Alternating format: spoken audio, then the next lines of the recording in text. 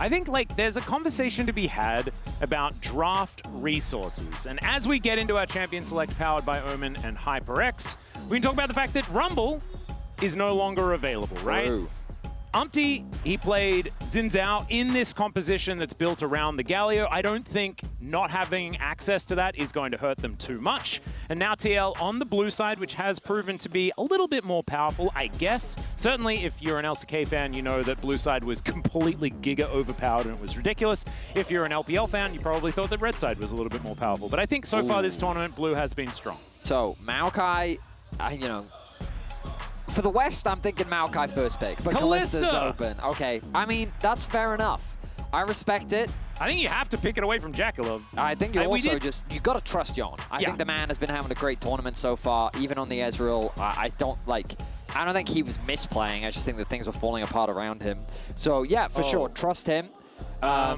We've seen Draven banned a few times so far this tournament. That is a great point. It's not banned now. It's not banned. Neeko is going to be picked away and picked up here by either Crisp or Creme, I guess, although we have been seeing a lot more of it on the bottom side of the map. I mean, you don't even need to pick it here. You can pick a priority jungle if you'd like to. You can pick a top laner. K'Sante is available, but it is going to be the Varus locked in instead. I mean, 369 is a fantastic K'Sante, don't get me wrong. But after his Rumble performance, I just want to see him, like, you know, popping off. Yeah. Popping off. Anyway, top lane, I imagine, is going to be much later down the line. Going for the Varus gives you a little bit more utility.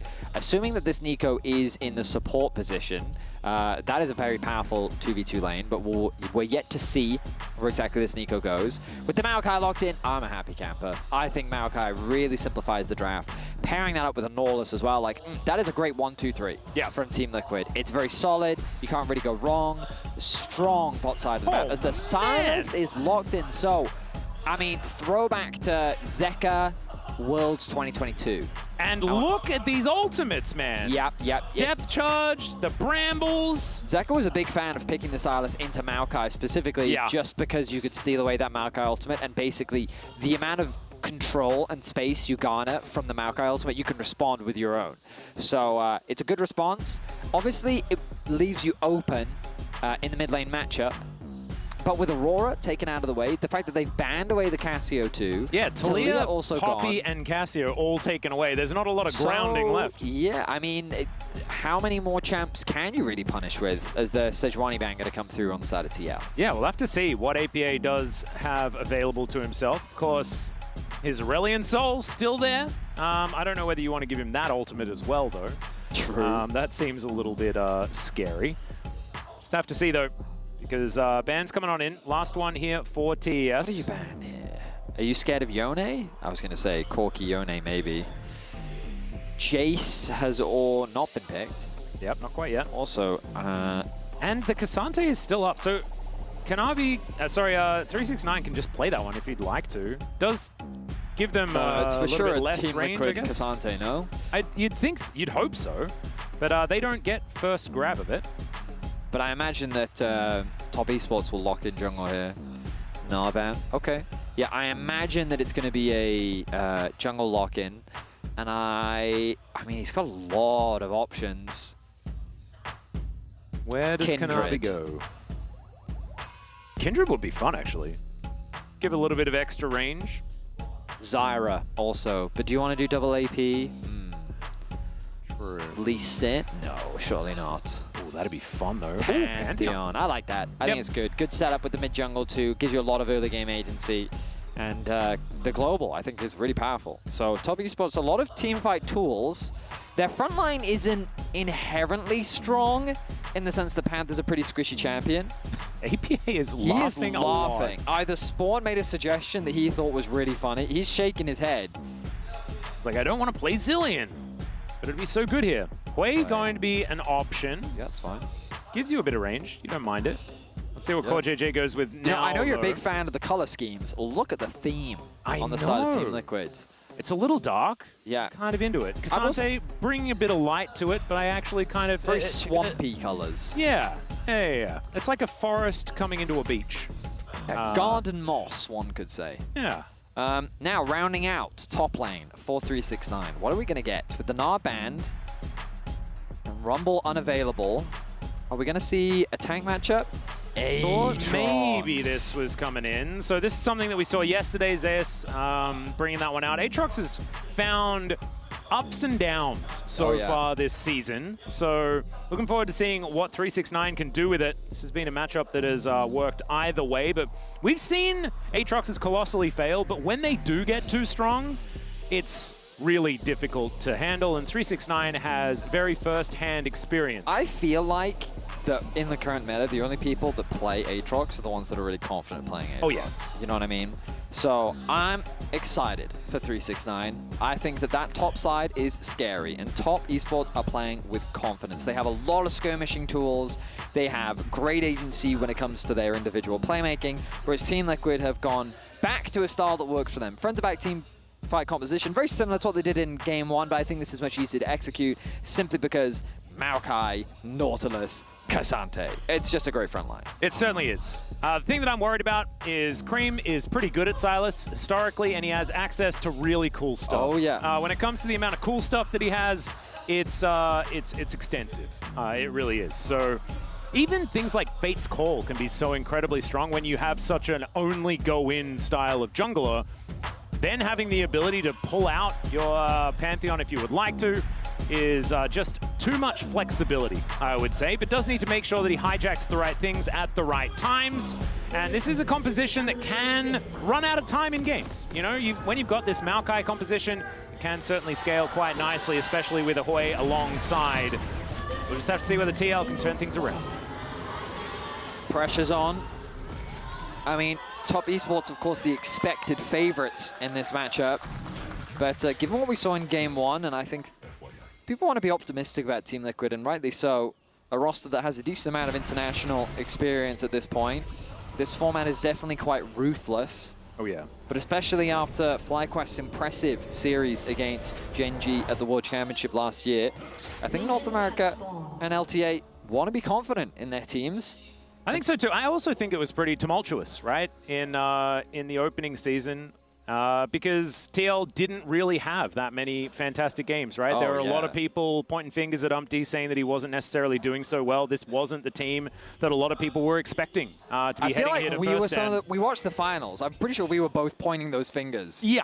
Yeah. It's a tough one.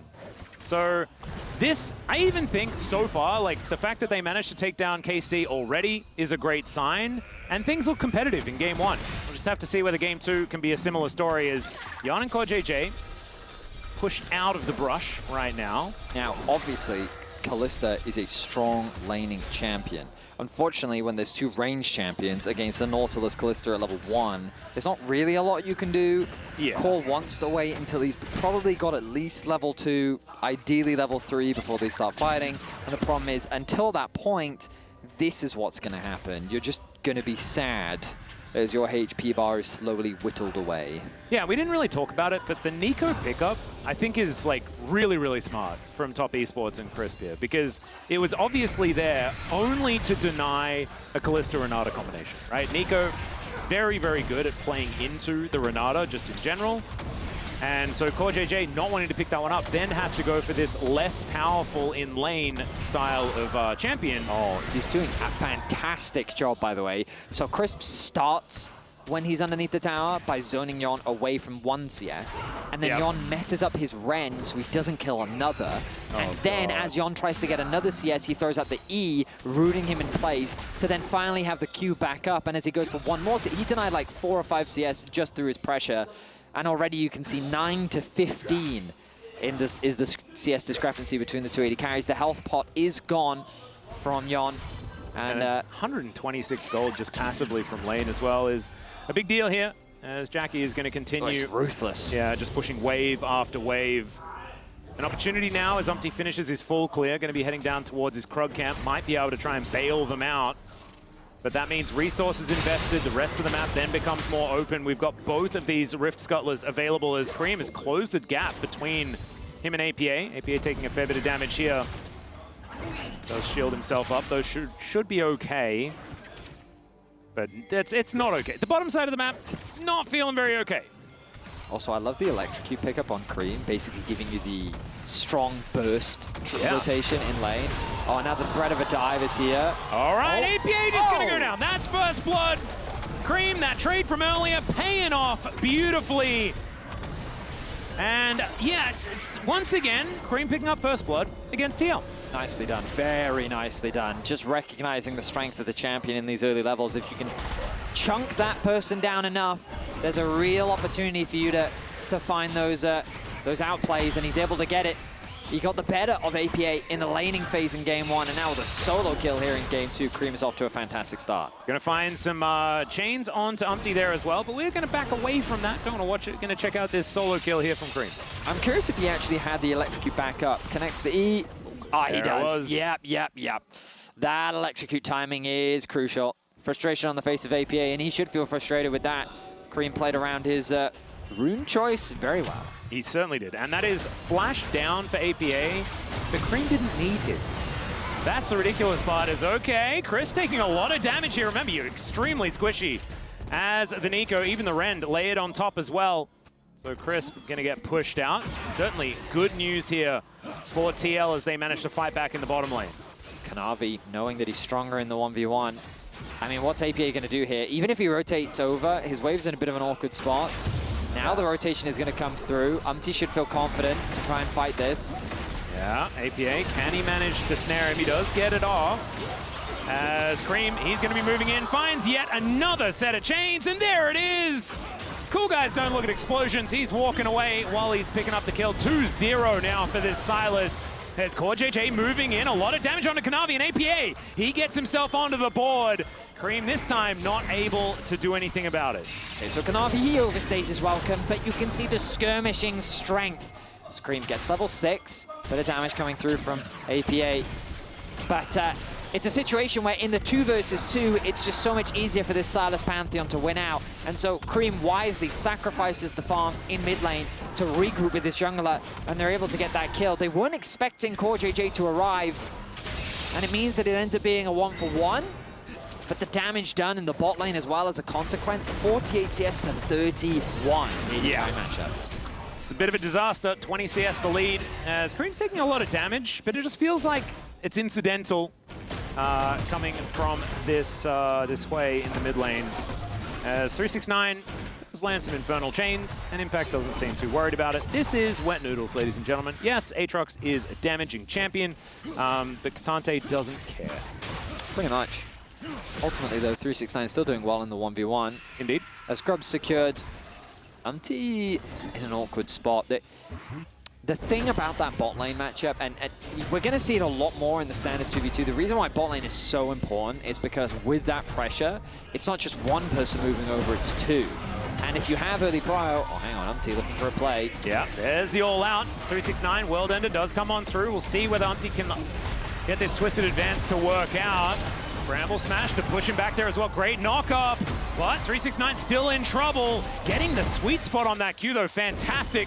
Gets him a whole bunch of health back, and he is going to be absolutely fine. No flash needed. Yeah, I'm impressed that he held his flash for the entire duration of that. Kanavi now walks up menacingly. He's got a present incoming, and you can see 369 not actually doing anything about it. Great fear from APA. Managing to make this Hwei work now in lane. That's going to be crucial in the matchup as well, I think, just being able to land that fear.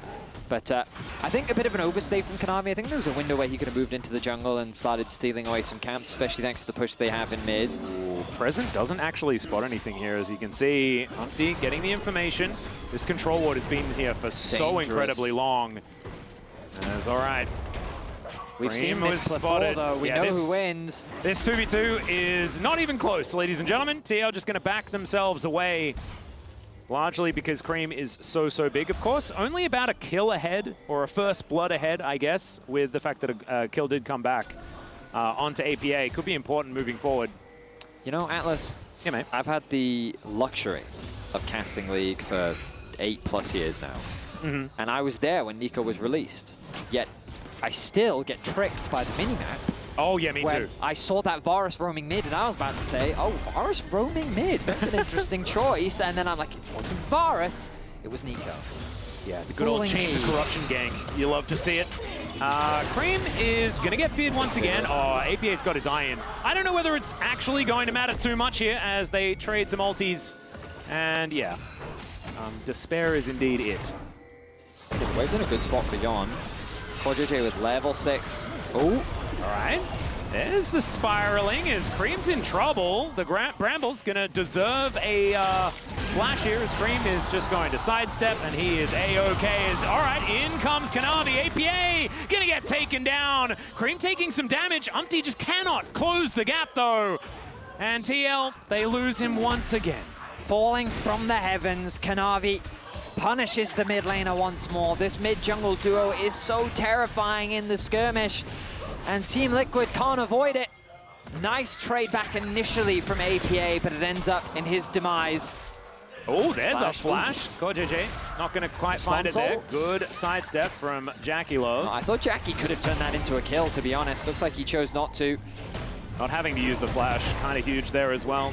You can imagine that CoreJJ really did want to trade at least. But you can definitely feel the pressure getting to Team Liquid as the early game is already slipping away from them. 2K is the goal deficit as this Pantheon is getting stronger. Ooh, Hex Flash does manage to find a minion as UmTi's moving in as well. His health bar isn't exactly full as another fear comes down from APA.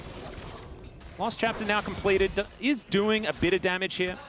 As you can see, it's no Null Magic Mantle purchase or anything like that from Creme, building towards that dash cannon ASAP. And so he's still taking some relevant damage from the Hwei. Not quite enough to really turn the tides of this matchup, and this Sylas is going to become more and more of a problem as this game goes on. Now going for a recall. Might just be that full first item completion. As we check this one out one more time. I mean, the combo is good initially from APA, and it looks like a great opportunity for a kill. You can see the QW combo, summoning that Thunderbolt, and APA wants to push out the wave, but they did not expect Kanavi. Yep. And even with the fake equalizer that Hwei is allowed to put down, not enough to take down Creme towards the end of that. Meanwhile, top laners are being top laners, as we could see there. And UmTi continuing to just try and stay as relevant as possible in this game. And they will still have a very powerful team fight if they get to that point. There's a win condition, there for sure. The problem is how neutered will they be prior to reaching that win condition? Because you look at the bottom of your screen and you see red, red, red, red, red. It's a lot of red, yeah. Yeah. The numbers aren't 3 digits yet, though, so that's good news. Again, so optimistic. Yeah, right. You know what I mean? Always looking at the bright side. Well, this may not necessarily be as much as top esports are moving down, trying to push them away as the Brambles come out. Nature is grasping. They do manage to get a few as Kanavi just says no, gives them the shield. And in goes UmTi. They still want to find it. Depth charge comes down. Pop Blossom connects onto a couple. Kanavi does go down, but there's the Fate's Call to make sure that CoreJJ is safe. And 369 singled out and destroyed. TL find a beautiful skirmish. I think this demonstrates the strength of Team Liquid's composition as they get a really nice collapse in the river. Beautifully done as they're able to just lock down target members. Once the E is gone from the Pantheon as well, it makes it so much easier. Remember, he's not that strong of a front line. He is pretty squishy. So if they tunnel onto him, they have the damage needed to shut him down. So thanks to the Maokai ultimate, they have great control over the space. 369 only has about 50% of his HP.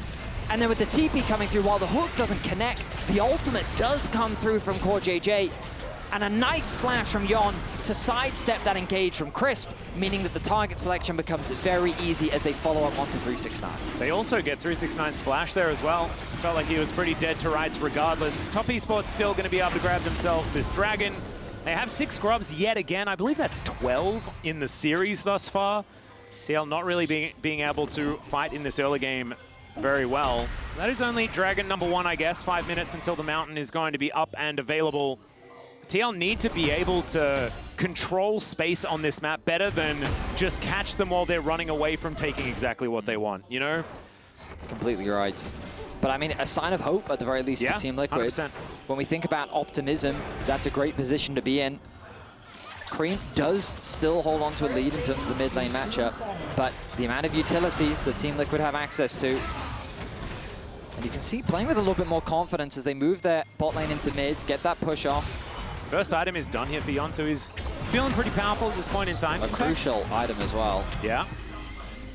In fact, should be able to avoid these infernal chains, and you can see he's able to do so, but the Darkened Blade just kind of makes things unfair as, okay, in they go once again. The double knockups are gorgeous, but the Pop Blossom is set up, and Yeon takes so much damage. There's Kanavi, lands the spear, and UmTi just there a little bit too late. The bottom lane eviscerated, and Top Esports once again on top. Great idea from Team Liquid, but the response from Kanavi was just that much better.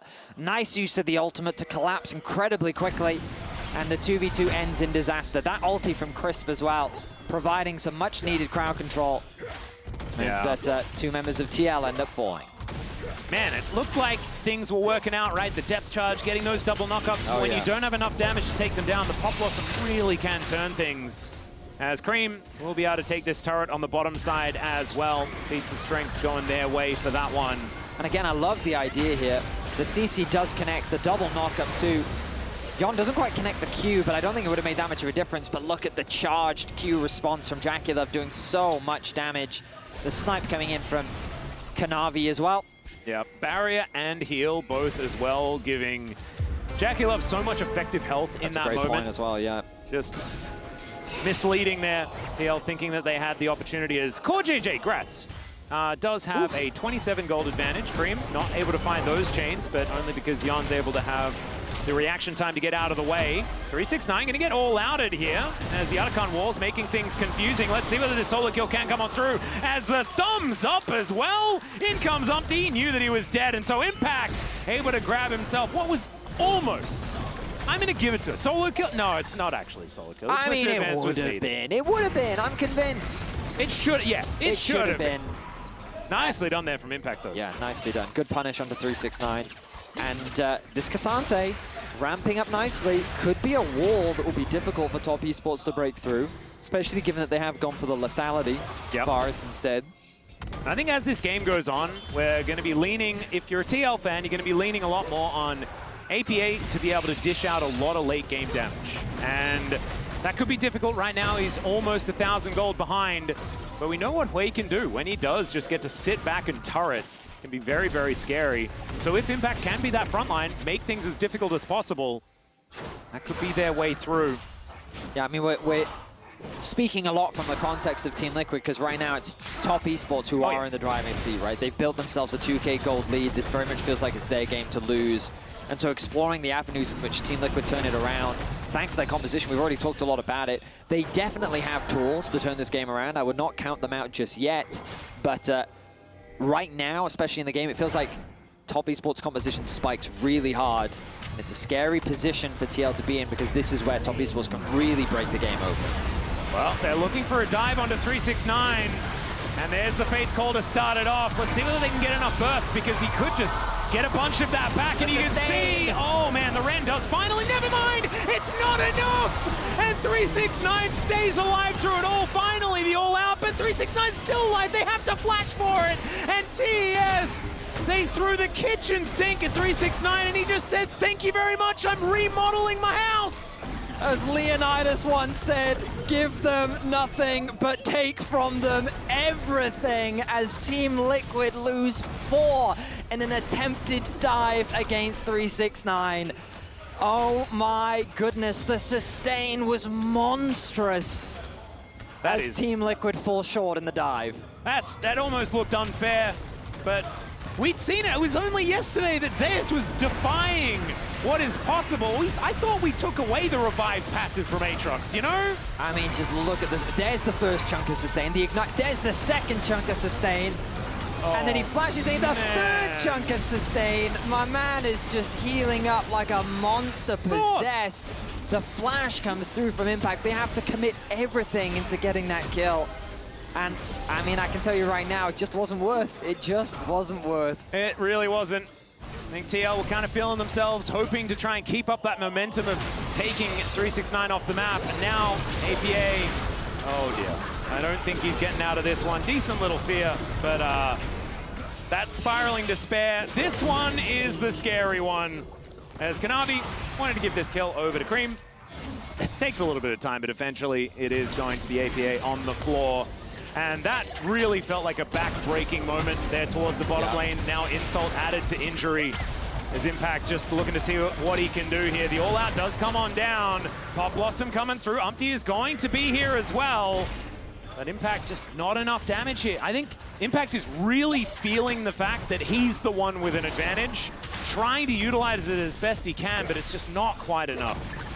Yeah, I completely agree with you. Impact with the right idea. Maybe he can get a flash out from JackeyLove. If even a single summoner spell could be enough to provide an opportunity for you to turn the game around. But unfortunately, it ends up just being a trade of ultimates. Creme continues to build his lead in the side lane as after APA losing his life, it opens up this tower. And just look at the state of the map. Yeah. It's 4 towers to 1, 10 kills to 5. It's a 6K gold lead, and we're just cresting the 20-minute mark.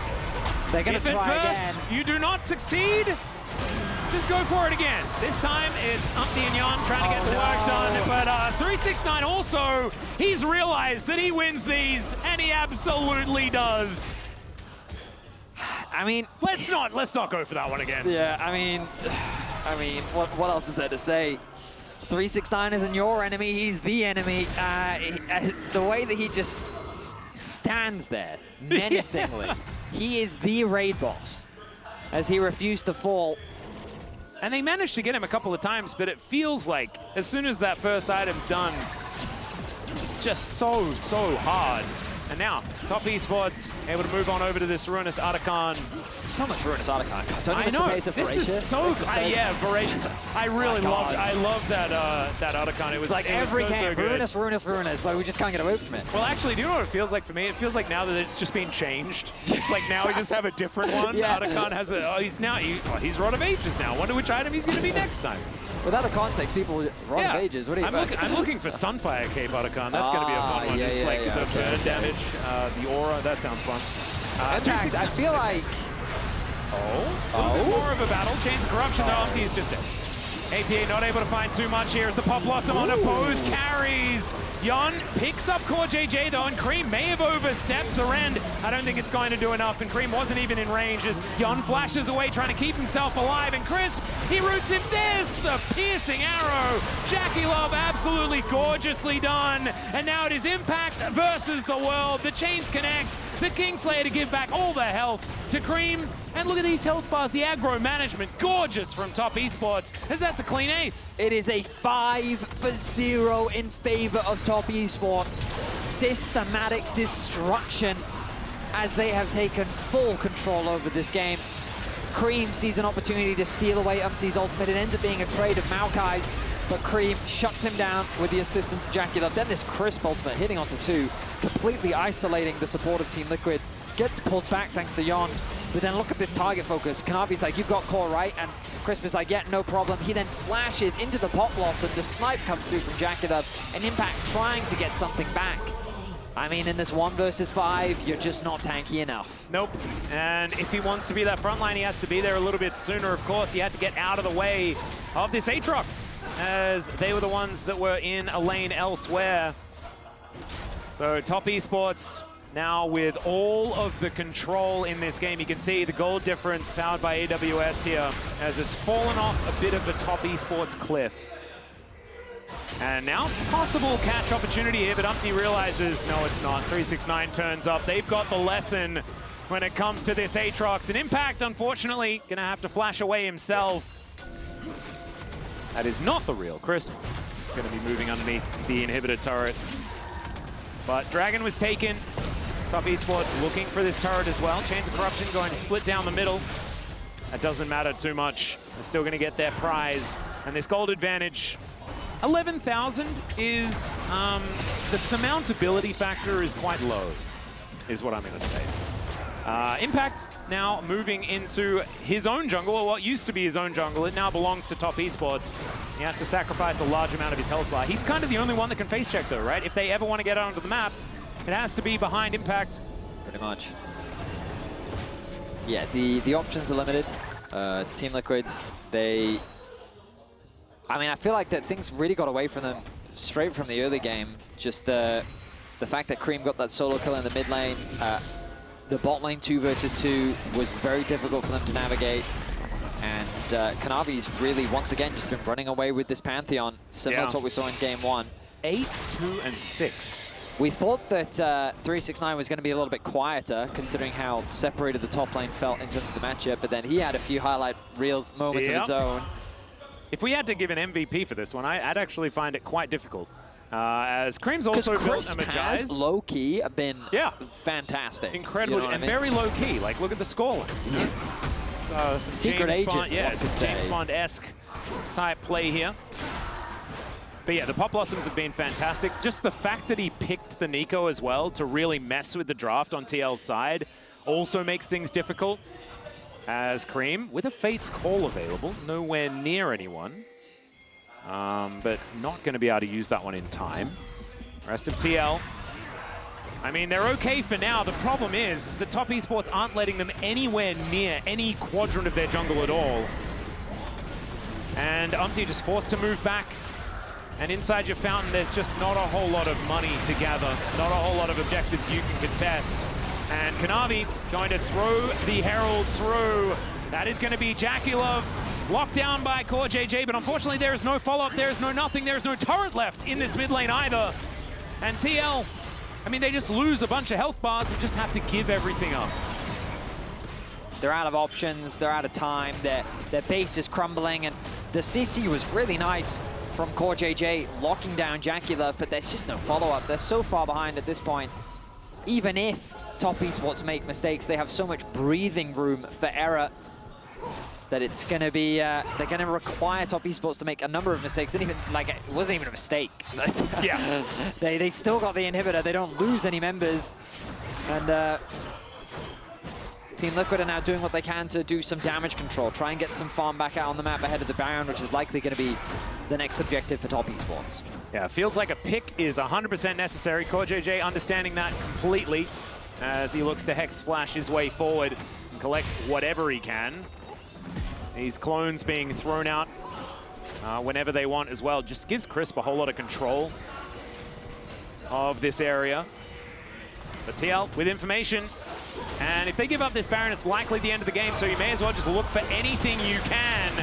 Crisp off to the side. This Pop Blossom could be really scary as that's a stolen depth charge thrown towards the Kalista. They try and block 369. It is kind of working beyond. He's actually going to use the passive to get towards him. Piercing arrow not quite long enough. They take down one, but is it going to be enough? And I think the answer, unfortunately, NA fans, is not going to be anything as Creme is able to clean things up and the rest of TES going to move forward. It's not a clean ace this time around, but that is the only thing he can be happy about as Yeon underneath this inhibitor turret going to get flashed on by Creme.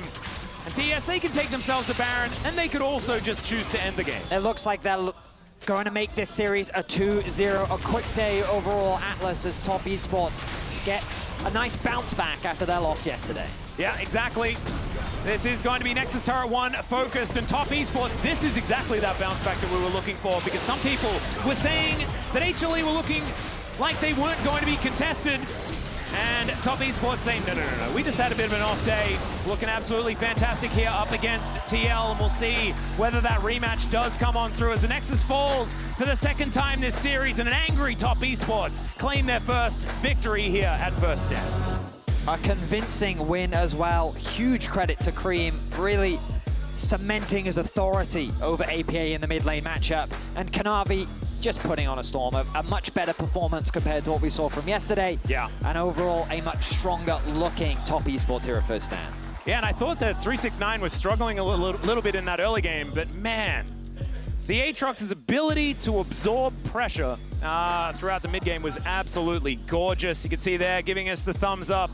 And I was thinking that it was going to be a 9 into a 3 at the beginning of this game, but instead it was just a 9 the whole time. Certainly was. That's just how it went. But have you heard, ladies and gentlemen, you can subscribe to All Esports on Twitch now to support your favorite teams. You can use custom emotes and go ad-free on Twitch.